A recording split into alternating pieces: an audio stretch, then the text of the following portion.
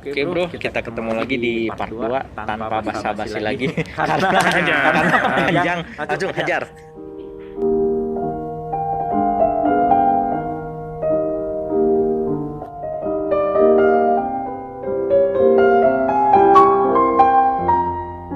Sampai tahun 1945, bangsa terjajah di Asia, Afrika, dan Amerika Latin yang jumlahnya banyak itu masih tak berhasil mengusir negara-negara penjajah yang jumlah penduduknya sedikit.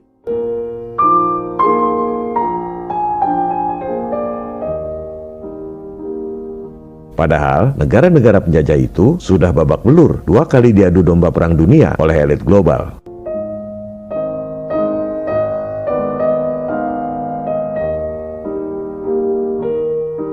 Sejak tahun 1945 itu, elit global mengambil alih kuasa penjajahan dunia dengan cara yang berbeda. Negara-negara jajahan semua dimerdekakan oleh penjajahnya.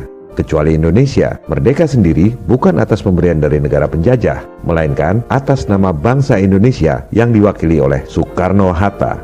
Atas nama bangsa Indonesia, Soekarno-Hatta.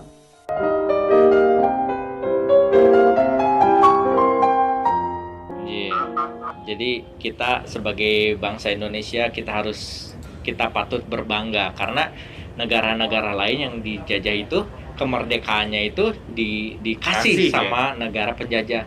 Cuma kita yang merdekanya dengan perjuangan sendiri. Pertumpahan darah ya bro ya. Pertumpahan darah. Dan itu juga tapi ya disayangkan sama yang itu yang gue bilang Indonesia sekarang tuh seperti terpecah jadi dua itu. Nah yang satu ini yang pengen merubah Pancasila ini ya itu dibilangnya perjuangan Indonesia cuman salah satu kaum saja, kaum yang lain tidak berjuang, enak aja. Enak aja kan? Dari Sabang sampai Merauke. Dari Sabang sampai Merauke kita melawan penjajah loh. Berbagai macam suku bangsa, berbagai macam agama, ras itu semua juga berpartisipasi melawan penjajah. Terbukti banyak tokoh-tokoh pahlawan-pahlawan nasional yang dari berbagai macam suku bangsa, berbagai macam agama itu sudah terbukti gitu. Ya, dari Sabang sampai Merauke lah ya, semuanya menumpahkan darah. Semuanya menumpahkan darah, jadi bukan milik satu golongan aja. Nah itu yang merasa milik satu golongan, itu tuh yang mau merusak Pancasila itu loh. Maka strategi penjajahan pun dirubah. Dominasi dunia tak lagi melalui peperangan. Penjajahan yang sesungguhnya adalah ekonomi. Maka Gospel, Gold, and Glory-nya berubah. Gospel bukan lagi kitab suci, tapi globalisasi, perdagangan bebas, independensi bank sentral. Itulah the new gospel, kitab suci yang baru yang diajarkan di semua sekolah di seluruh dunia. Goldnya bukan hanya menjara sumber daya alam, melainkan ditambah moneter. Penjajahan gaya baru, negaranya biarin aja merdeka, tapi semua negara utang pada mereka. Dan semua rakyat di dunia kerja keras, bayar pajak buat bayar utang pada para bankir asing yang kaya raya.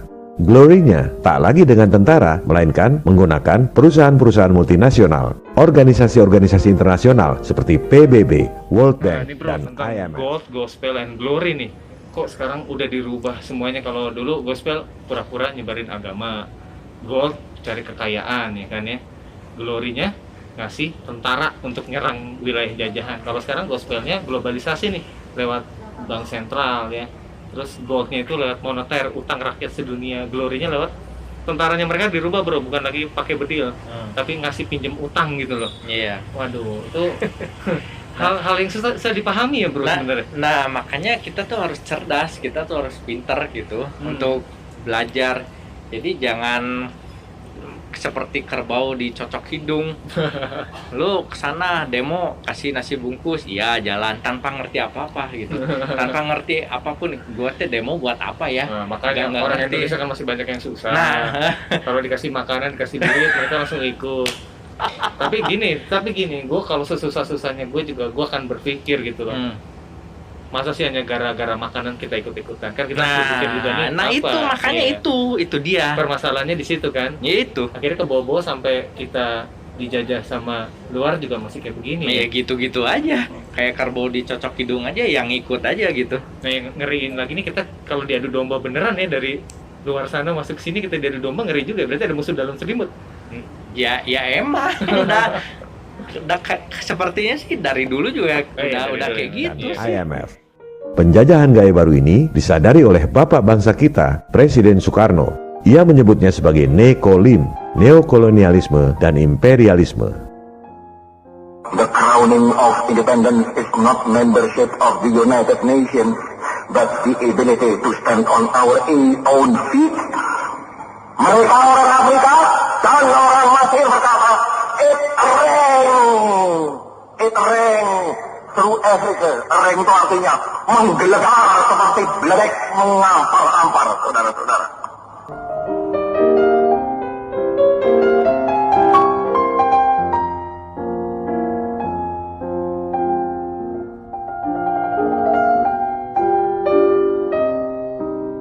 Melalui pelajaran sekolah dan propaganda media, rakyat sedunia digiring agar percaya bahwa sejak tahun 1945 penjajahan sudah gue kan pernah jadi guru nih di salah satu sekolah. Nah ini saya ingatkan ke anak-anak semua, anak-anak murid gue, hati-hati kalau di media itu ada, ya kasarnya malah ya, itu ada hipnotisnya gitu loh. Media mainstream, TV. Hah? Iya, Media mainstream. iya, TV segala macam, melalui film, melalui iklan segala macam. Nah ini kan terbukti juga di video ini juga ini hipnotis massa lewat pendidikan sekolah dan propaganda media. Nah itu tuh gue berulang kali bilang ke murid-murid gue, hati-hati, itu tuh hipnotis itu benar adanya, jadi masuk ke dalam alam bawah sadar Tanpa kita sadar. Iya, tanpa kita sadari. Kayak misalnya gue kasih contoh ke murid-murid gue tuh, film-film kartun ya, tapi disusupi adegan-adegan seks. Nah tapi mereka semua yang nonton teh nggak pada sadar ada adegan seks gitu. Tapi kalau dilihat benar-benar teh, misalnya di slow motion atau di pause di bagian-bagian tertentu, ya memang bukan adegannya sih sebenarnya, bukan adegannya, tapi kata-kata joke-nya gitu, yang terselip, terus ada suara-suara, gitu. Suara-suara itu. Nah, terus juga ada kata-kata misalnya seks di film kartun anak-anak. Nah, itu juga termasuk hipnotis itu teh. Mungkin memang selewat seret, nggak akan sadar lah, itu mah gue yakin nggak akan sadar seret gitu. Cuman itu juga pengaruh gitu. Itu untuk membentuk karakter anak kecil jadi seperti yang diinginkan ya. Nah itu betul. Nah makanya ini juga hipnotis massa. Kalau untuk yang orang dewasa lebih parah kali ya hipnotis massanya ya. Iya. Seperti kayak kasus Black September itu kan, 9/11. Terus yang sekarang ini COVID-19. Sudah tidak ada lagi bahwa PBB, IMF, dan World Bank yang didirikan tahun 1945 adalah lembaga-lembaga yang paling terpercaya di dunia, the Holy of Holies, yang suci dari yang suci, juru selamat dunia yang membimbing negara-negara bekas jajahan agar sejahtera, Commonwealth. Demikian halnya dengan WHO. Kebanyakan orang berpikir bahwa WHO adalah pahlawan kemanusiaan yang membantu kita agar sehat dan selamat dari virus. Padahal WHO ini tak lebih dari mafia kesehatan dunia. Apa buktinya? Buktinya, lihat siapa induk organisasinya. PBB, lembaga tertinggi negara-negara yang dibentuk oleh elit global tahun 1945, yang gedungnya dibangun di atas tanah hibah Rockefeller, salah satu dinasti elit global. Bagaimana mau independen?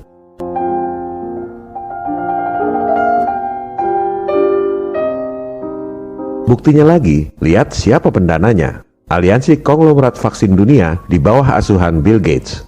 Dengan kata lain, para pejabat WHO itu gajinya dibayar oleh Bill Gates dan perusahaan-perusahaan vaksin dunia. Bagaimana mau independen? Perlu Anda ketahui bahwa sumbangan konglomerat vaksin ke WHO itu bukan dana sosial, melainkan dianggap sebagai biaya marketing strategis. Dengan nyumbang sedikit, kepentingan bisnis mereka terlindungi, market mereka bertambah. Dan sebenarnya bukan uang mereka yang disumbang ke WHO, tapi uang Anda.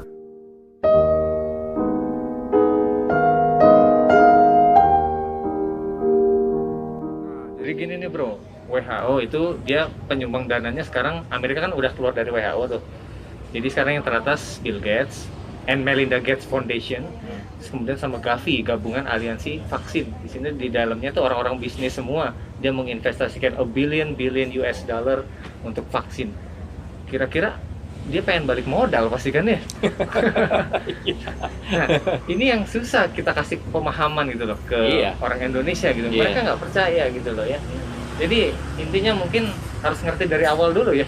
Siapa itu Illuminati? Oh iya, itu dari basic harus ngerti. Kan kayak di video dia yang A ya, 21A juga kan. Kayak dokter-dokter ya, bukannya gua mengkritik, bukannya gua gimana ya. Gue sih salut sama dokter-dokter gitu, maksudnya tetaplah kita respect lah ya. Respect. Maksudnya kalau ada orang terpapar misalnya, mereka dengan sigap gitu ya, menolong pasiennya. Nah, yang disayangkan dari menurut video ini tuh, yang disayangkan para dokter tuh tidak mau repot-repot gitu ya, meneliti si virusnya gitu loh. Alat tesnya segala macam, vaksinnya gitu, yang mau dikasih ke kita gitu. Nah, main terima aja semuanya. Main terima aja. Oh COVID, oh ya udah COVID ya, COVID ya, ya Tuhan, COVID ya Tuhan ya. Gitu. Oh ini alat tesnya ya, oh iya Tuhan, iya mangga Tuhan. Nah yang gitu. Ya, jadi bukan gua ini apa, gua sih salut dengan pengabdian mereka menyembuhkan pasien, tapi alangkah baiknya para dokter juga meneliti gitu virusnya gitu. Jadi kita juga bisa buat vaksinnya sendiri, tidak tergantung sama WHO. Itu dia singkatan dari World Health Organization. World Health Organization.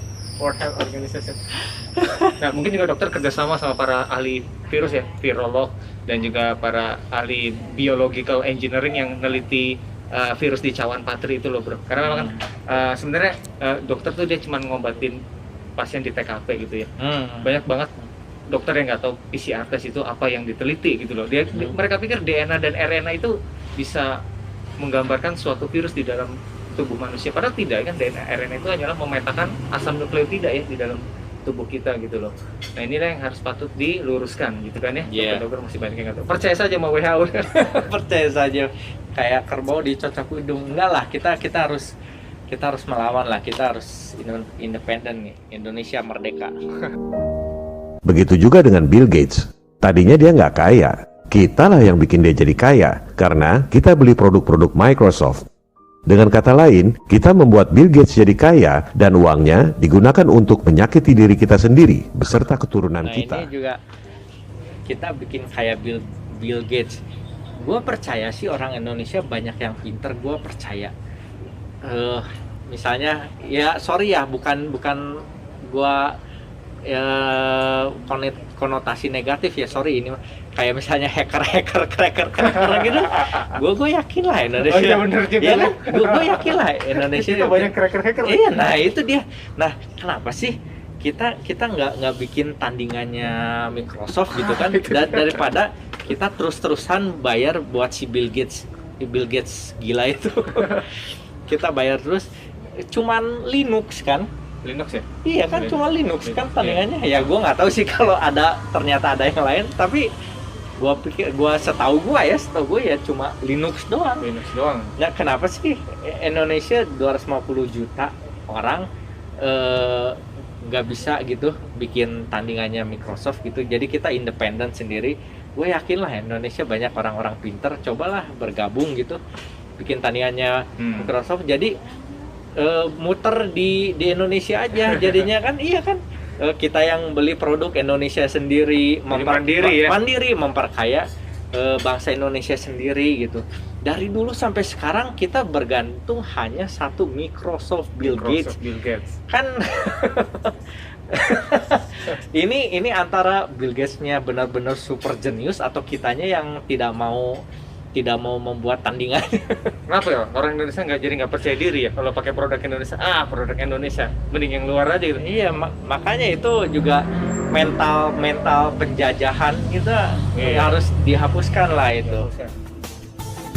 Pada episode 21A telah dibahas soal dilema di mana bantuan perawatan pasien COVID yang diberikan oleh pemerintah kepada rumah sakit jadi benturan kepentingan yang mengakibatkan banyaknya pasien COVID.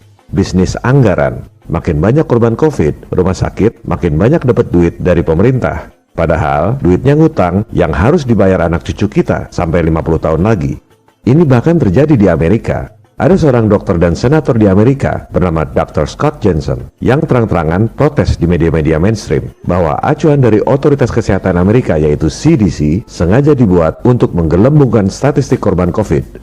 Acuan resmi dari CDC, orang yang tidak dites COVID pun bisa ditulis mati karena COVID. Ini sudah keterlaluan. Dari kemarin kita bahas soal alat tes COVID yang tidak akurat, sampai-sampai kambing dan pepaya pun terinfeksi COVID. Ternyata prakteknya lebih parah. Nggak dites COVID pun, sertifikat kematiannya sah bisa ditulis mati akibat COVID. Dan ini terjadi di negara adikuasa, Amerika Serikat. I don't mean to interrupt you, but my heart is sinking right now as you're telling me this. You're a doctor. Why in the world would they be sending you out information to fill out death certificates, whether the person's been diagnosed with COVID-19 or not, but then to say in the death certificate this person's death was caused by COVID-19? That does not sound right to me. So with that being said, why would they want to skew the number of deaths due to COVID-19? Well, fear is a great way to control people.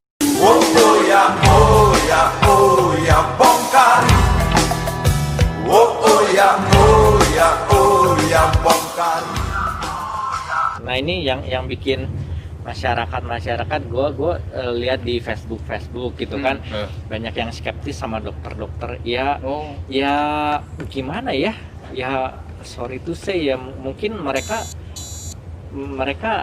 skeptis gitu ya karena ya dokter di Amerika pun ya terang-terangan aja gitu. Salah satu dokter di Amerika, tapi banyak juga yang ngomong sih sebenarnya. Nah itu makanya gimana ya, susah ya, di satu sisi kita respect sama dokter, kita menghargai gitu, kita salut, cuma di satu sisi makanya di Facebook tuh banyak yang ini deh, wah ini mah duit nih, segala sesuatu pasti COVID, mati karena ini dibilangnya COVID, mati karena ini dibilangnya COVID. Nah jadi gimana ya, dan kucuran dananya bro, ketika COVID ada di suatu rumah sakit, kucuran dananya langsung luar biasa sekali. Rumah sakit itu udah dapat uang ya. Iya. Nah itu tuh disebutkan di sini tuh ya istilahnya kasarnya ya inilah uang tutup mulut lah gitu loh. Di sini loh ya, di sini di video 1B dari channel investigasi 1. Jadi setiap COVID nih lu tutup mulut loh ya gimana ya, ya percaya nggak percaya nggak tahu juga ya, susah ya kita mau komen gimana ya. Tapi faktanya ada bro, di Manado, di Makassar, bahkan di Medan bro, di salah satu channel Tribun Jaya channel, itu benar-benar rumah sakit ada pasien sakit kanker otak masuk ke situ kemudian meninggal, dia tidak dites COVID sama sekali. Pasien keluarganya mau ngambil jenazah ayahnya, udah nggak ada bro jenazah ayahnya, udah dikuburin di bungkus plastik. Marah-marah di situ bro. Videonya masih ada di Tribun Jaya ya. Bisa cari di channel Tribun Jaya, itu ada seperti itu kan. Udah berarti rumah sakit pengen uangnya ya, semua orang yang mati aja gara-gara COVID-19. Nah, itu susah komen lah, nanti takutnya kita diserbu, kita nunjukin fakta aja lah, udahlah gitu aja lah. Gitu aja pokoknya, gitu aja kita mah. Dr. Scott Jensen adalah seorang senator patriot. Ia pun belak-belakan buka kartu bahwa tiap pasien di Amerika, rumah sakit dapat santunan $13.000 atau sekitar 200 juta rupiah per orang. Kalau masuk ventilator, dapat lagi santunan $39.000 atau sekitar 600 juta rupiah. Jelas saja banyak data jumlah korban COVID. Jadi di Amerika tuh setiap rumah sakit yang ada kasus pasien COVID, kucur dana $13.000. Nah itu yang makanya bikin skeptik orang-orang di sini pun nggak percaya gitu. Itu data dari CDC ya, menurut video episode 21B. CDC itu adalah Central District di Amerika yang menangani soal penyakit menular ya. Terus kemudian kalau pasiennya itu masuk terus dipasangin ventilator, alat pernapasan, padahal belum tentu COVID kan. Orang penyakit pernapasan kalau udah parah pasti ventilator. Dilaporin itu sebagai COVID, turun lagi dana 39.000 US dollar, 600 juta rupiah. Dan di Indonesia tuh juga gitu, bro. Iya. Makanya